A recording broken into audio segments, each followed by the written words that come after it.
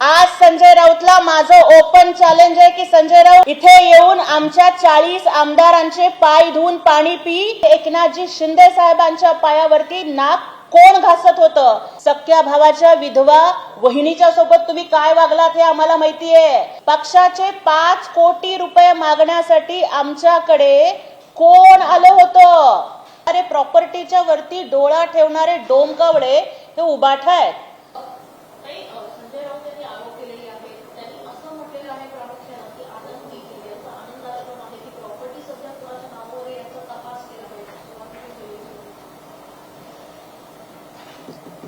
संजय राऊत या उबाठाच्या छपरी प्रवक्त्यानं आपल्या टपोरी भाषेमध्ये पुन्हा एकदा आज गरळ ओकली आहे. शिव्या, शाप, अश्लील शब्द याच्याशिवाय या संजय राऊत नावाच्या माकडाकडून महाराष्ट्र दुसरी अपेक्षा तरी काय करणार? मी कालच बोलले होते की आमच्या महाराष्ट्राला ज्ञानोबाराय आणि तुकोबारायांच्या ओव्यांची परंपरा आहे, तर उबाठाला संजय राऊतच्या शिव्यांची परंपरा आहे. ताई, प्रॉपर्टीच्या बद्दल संजय राऊत जे बोलतोय, अरे प्रॉपर्टीच्या वरती डोळा ठेवणारे डोमकवडे हे उबाठ आहेत. अहो, ज्या वेळेला माननीय एकनाथजी शिंदे साहेबांनी शिवसेना वाचवली त्यावेळेला आम्ही कुठल्या प्रॉपर्टीवरती दावा नाही केला. अरे आम्ही कुठल्या मातोश्रीवरती दावा नाही केला. आम्ही शिवसेना भवन नाही मागितलं, तर आम्ही हिंदुत्व वाचवलं. एकनाथजी शिंदे साहेब आणि आमचे 40 आमदार प्राणपणाला लावून गुवाहाटीमध्ये जाऊन त्यांनी ही शिवसेना हा धनुष्यबाण वाचवला. पण मला आज त्या संजय राऊतनी आणि उद्धव ठाकरेंनी उत्तर द्यावं की पक्षाचे 5 कोटी रुपये मागण्यासाठी आमच्याकडे कोण आलं होतं? 50 कोटी रुपये आम्हाला द्या म्हणून माननीय एकनाथजी शिंदे साहेबांच्या पायावरती नाक कोण घासत होतं? हे फक्त प्रॉपर्टीचे वारसदार आहेत. हिंदुहृदय सम्राट बाळासाहेब ठाकरेंनी स्वतःच्या कर्तृत्वावरती जे कमवून ठेवलं ना, त्या प्रॉपर्ट्या हस्तगत करायच्या. अरे सख्या भावाला घराच्या बाहेर काढणारे तुम्ही, सख्या भावाच्या विधवा वहिनीच्या सोबत तुम्ही काय वागलात हे आम्हाला माहितीये. अरे हिंदू हृदय सम्राटांचं मृत्यूपत्र 8 वेळेला कोण बदललं? का बदललं? तुमच्या संपत्तीचा वाद न्यायालयामध्ये का गेला आणि तिथे काय काय झालं हे आम्हाला बोलायला लावू नका, अन्यथा तुम्हाला तोंड दाखवायला जागा राहणार नाही. संजय राऊत असंही म्हणाले आहेत की टाळा आनंद दिघे यांना जेव्हा टाळा लागला ते खरं तर टाळा जेव्हा सुटून आले त्यानंतर ते धर्मवीर झाले. खरं तर संजय राऊत यांना धर्मवीर आनंद दिघे साहेब यांच्यावरती बोलायची संजय राऊत याची लायकी आहे? अरे धर्मवीर आनंद दिघे साहेबांच्यावरती कोण जळत होतं? त्यांचा दुस्वास कोण करत होतं? हिंदू हृदय सम्राट बाळासाहेब ठाकरे आणि धर्मवीर दिघे साहेब यांचं नातं हे गुरु शिष्याचं होतं. पण तरी सुद्धा त्यांच्याकडे दिघे साहेबांच्या बद्दल काही गैरसमज निर्माण करण्याचं काम हे संजय राऊत सारखे बोरू बहादरी करणारे काही लोक करत होते. आणि संजय राऊतनी जी मुलाखत दिघे साहेबांची छापली त्याच्यामुळं त्यांच्यावरती टाळा लागला. आणि हे बघा, दिघे साहेब धर्मवीर हे आपल्या धर्मनिष्ठेमुळे झाले. दिघे साहेब धर्मवीर हे जनतेच्या सेवेमुळे झाले. परंतु आज संजय राऊत मात्र जामिनावरती सुटून बाहेर आहेत. ते कुठलेही स्वातंत्र्यवीर नाहीयेत, त्याच्यामुळे त्यांनी त्याच्यावरती बोलू नये. संजय राऊतनी आणखी बोलत असताना असाही उल्लेख केलाय की काहीतरी कुणीतरी कुणाचे तरी पाय धुवून प्यावेत म्हणून. तर आज संजय राऊतांना माझं खुलं आव्हान आहे. आज संजय राऊतला माझं ओपन चॅलेंज आहे की संजय राऊत, आधी तू इथे येऊन आमच्या 40 आमदारांचे पाय धुवून पाणी पी, कारण आमच्या 40 आमदारांच्या मतावरती आज तू राज्यसभेचा खासदार म्हणून गेलेला आहेस. अरे दुसऱ्याला डरपोक म्हणणं खूप सोपं असतं, पण संजय राऊत तू जर खऱ्या बापाची औलाद असशील ना तर देणार राजीनामा राज्यसभेचा. आणि तुमच्या समोर एका सर्वसामान्य शिवसैनिकाला उभे करून मान्य एकनाथजी शिंदे साहेब हे निवडून पाठवतील. आणि ते जर नाही केलं ना तर आम्ही बाळासाहेबांचे शिवसैनिक म्हणून नाव सांगणार नाही. अरे नुसतीच माईकवरती बडबड बडबड बडबड करत राहायची. संजय राऊतामध्ये जर हिंमत असेल ना तर त्यांनी जनतेला सामोरं जावं. श्रीकांत शिंदे यांच्यावर टीका करताना देखील संजय राऊत असं म्हणाले आहेत की कोण श्रीकांत शिंदे, त्याचा बाप मातोश्रीवर गेला होता आणि लांडगे यांचं तिकीट कापून त्याला द्यायला लावलं. संजय राऊत हा दररोज माईक पुढे येऊन भुंकणारा कुत्रा आहे.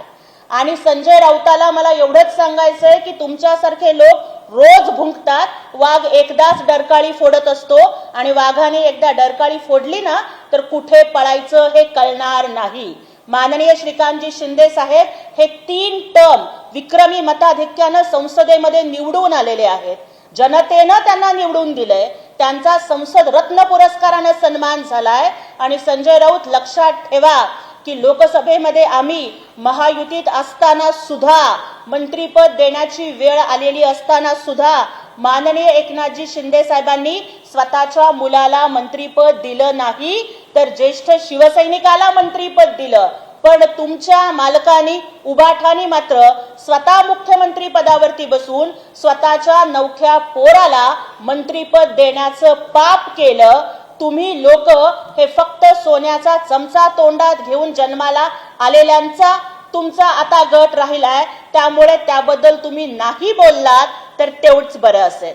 आंदोलन जे शिवसेनेने केलं त्याच्यावर टीका करताना ते म्हणाले आहेत की लफंगी पोरं रस्त्यावर उतरली, 5 लाख रुपये खर्च केले मला शिव्या देण्यासाठी. लफंगेपणाचा आदर्श जर कोण असेल या महाराष्ट्रामध्ये तर तो स्वतः संजय राऊत आहे.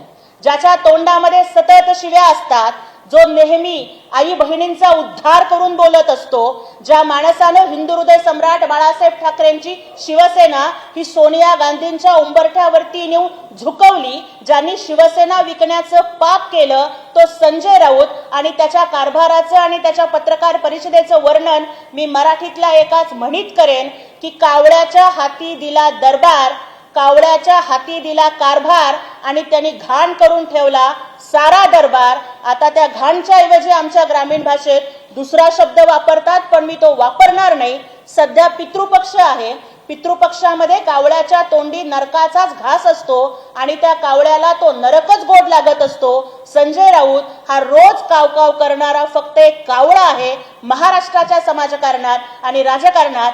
संजय राऊताला काडीची सुद्धा किंमत नाही. ठाण्याबद्दल बोलताना असं म्हटलंय की ठाणे हे आमच्या शिवसेनेचं आहे, सोबतच आनंद दिघे आणि बाळासाहेब ठाकरेंचं यांच्या शिवसेनेचं नाही. यांची पोरं जी आंदोलनाला उतरतात ती लफंगीगिरी करत, टवाळखोरगिरी करत रस्त्यावर हिंडताना अनेकदा दिसलेली आहे. ज्याचं संपूर्ण आयुष्य रोमियोगिरी करण्यामध्ये गेलं, ज्याचं संपूर्ण आयुष्य छपरीगिरी करण्यामध्ये गेलं, ज्याचं संपूर्ण आयुष्य टपोरेगिरी करण्यामध्ये केलं, त्या संजय राऊताला याच्याशिवाय दुसरी कुठलीही भाषा ही सुचणार नाही.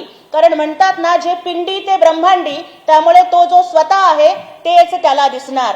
होय, ठाणे हे शिवसेनेचं आहे. ठाणे हिंदू हृदय सम्राट बाळासाहेब ठाकरेंचं आहे. ठाणे धर्मवीर आनंद दिघे साहेबांचं आहे आणि त्यांचे कट्टर शिष्य कर्मवीर एकनाथजी शिंदे साहेबांचे आहे.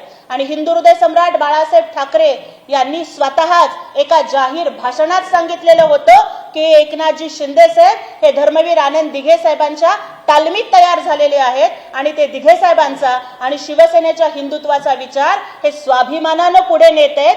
ही कौतुकाची थाप, ही शाबासकीची थाप खुद्द हिंदू हृदय सम्राटांनी आमचे नेते एकनाथजी शिंदे साहेबांच्या पाठीवरती मारली होती. त्यामुळे राऊतांसारखे बोलके पोपट कितीही बडबड करत असले तरी महाराष्ट्राची जनता त्यांना अजिबात भाव देणार नाही. एकनाथ शिंदे यांच्यावर टीका करताना त्यांनी त्यांच्या शेतीचा देखील उल्लेख केलेला आहे. हो, आजच्या सामनाच्या अग्रलेखामध्ये संजय राऊतांनी असं विचारलंय की एकनाथ शिंदे साहेब यांच्या शेतीत असं काय पिकतं की ते एवढे टवटवीत राहतात.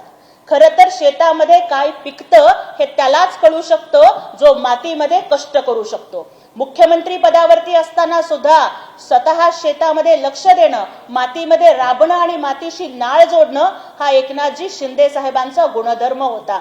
पण राऊत, तुमच्यासाठी मात्र मला हिंदीतलं एकच गाणं आठवतं कि पता नहीं जी कौन सा नशा करता है, ये संजय राऊत रोज इतनी बकबक करता है.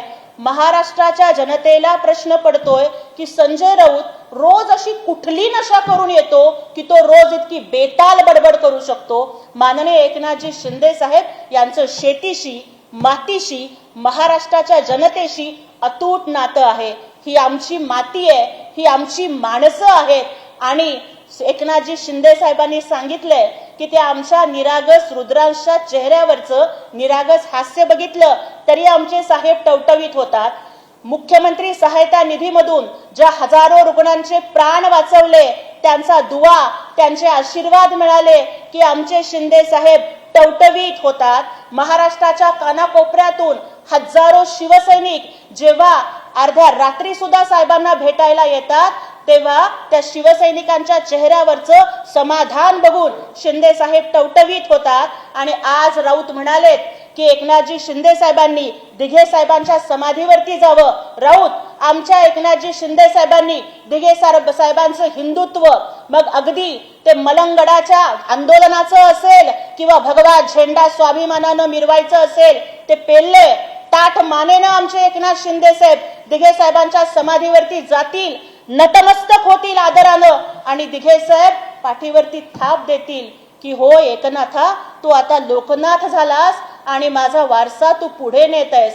पण राऊत, तुम्ही आणि तुमचे उबाठा कुठल्या तोंडानं बाळासाहेबांच्या समाधीवरती जाणार? अरे आमच्या एकनाथजी शिंदे साहेबांनी आपल्या गुरूंचं स्मारक उभं केलं आणि त्यांचा विचार पेलत आहेत. पण तुमचे उबाठा स्वतः मुख्यमंत्री असून सुद्धा स्वतःच्या वडिलांचं स्मारक ते पूर्ण करू शकले नाहीत. आणि आज चुकून सुद्धा तुम्ही आणि उबाठा जर बाळासाहेबांच्या फोटोच्या समोर जरी उभे राहिलात ना, तर बाळासाहेब तुम्हाला पायतानानं हाणतील याचीच आम्हाला भीती वाटते. एक वेगळा प्रश्न असा आहे की राहुल गांधी यांनी पत्रकार परिषद काल घेतलेली होती आणि या पत्रकार परिषदेमध्ये आता isakal.com आहे देशातील नंबर 1 ची मराठी न्यूज वेबसाईट. प्रत्येक अपडेटसाठी isakal.com ला नक्की भेट द्या.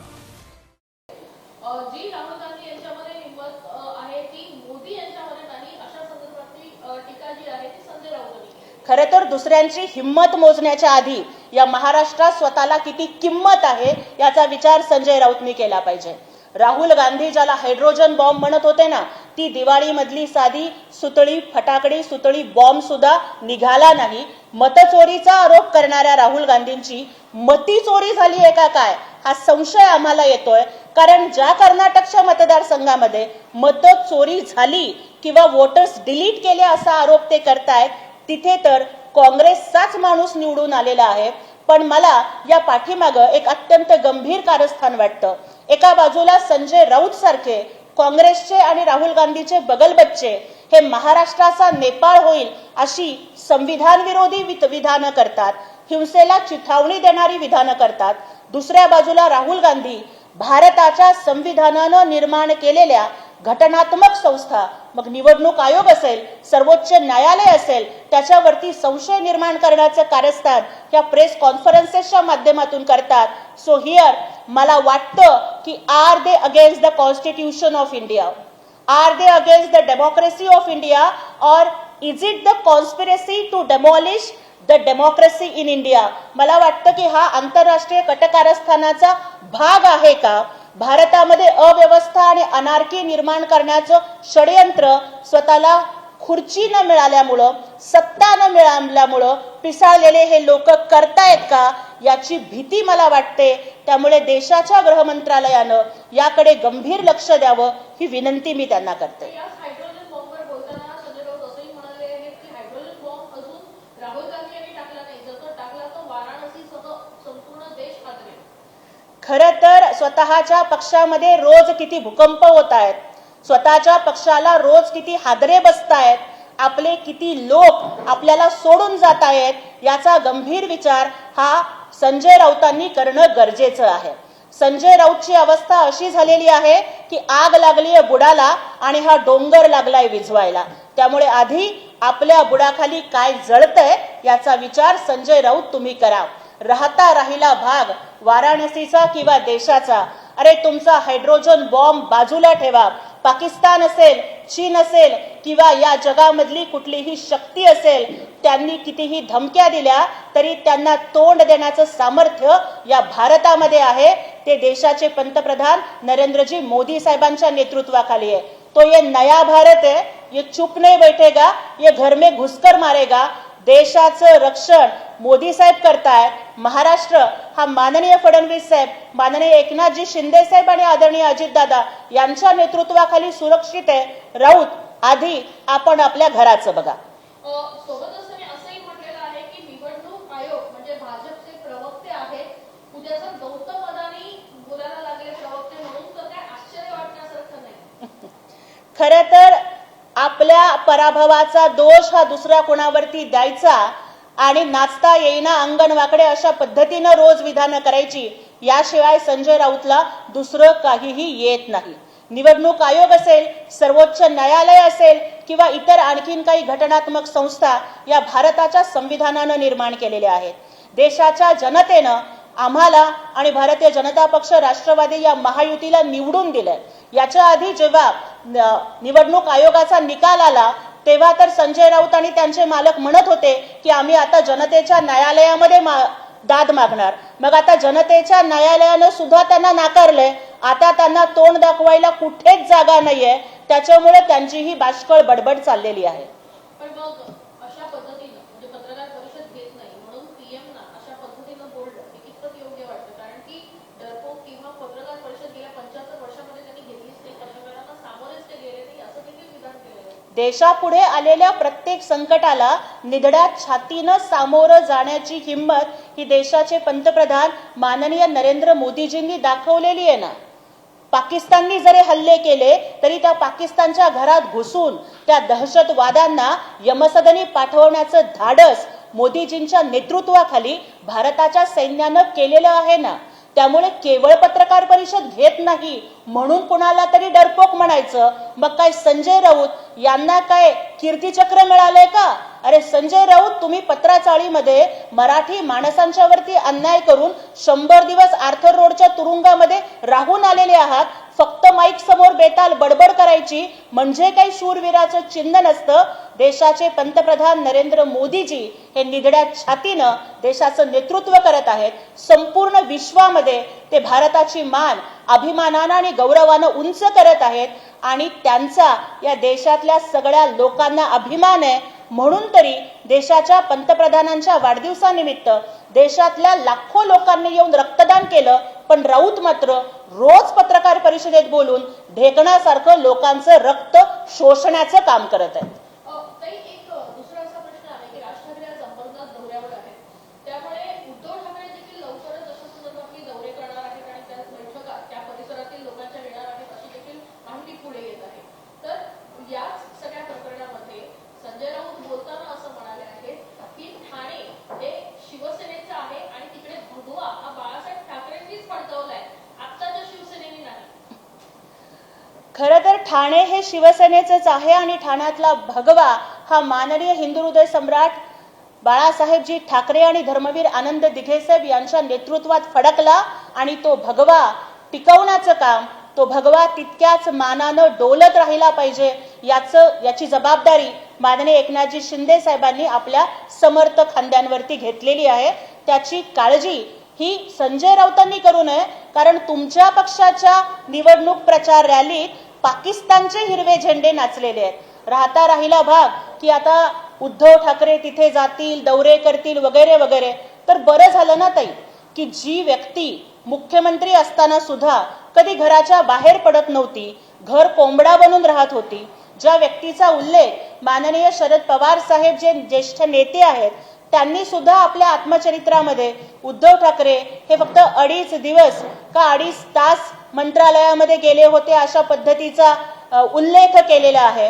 ज्यांनी कमीत कमी काळ मंत्रालयामध्ये जाण्याचा विक्रम नोंदवलेला आहे, ज्यांना घरात बसणंच आवडत होतं, अशा घरकोंबड्या उद्धव ठाकरेंना आता जर फिरावं लागत असेल तर ही किमया एकनाथजी शिंदे साहेबांच्या नेतृत्वाची आहे हे आम्हाला वाटतं. शिवसेना, उबाटा आणि मनसे याची येत्या स्वराज्य स्थानिक स्वराज्य संस्थांच्या निवडणुकीमध्ये युती होण्याची दाट शक्यता आहे. परंतु काँग्रेस मात्र यांना सोबत येण्यास विरोध करत आहे. कार्यकर्ते कसं बघता याकडे? जर शिवसेना, उबाटा आणि मनसे जर एकत्र आले तर शिवसेना किंवा महायुतीला त्याचा काय फरक पडेल?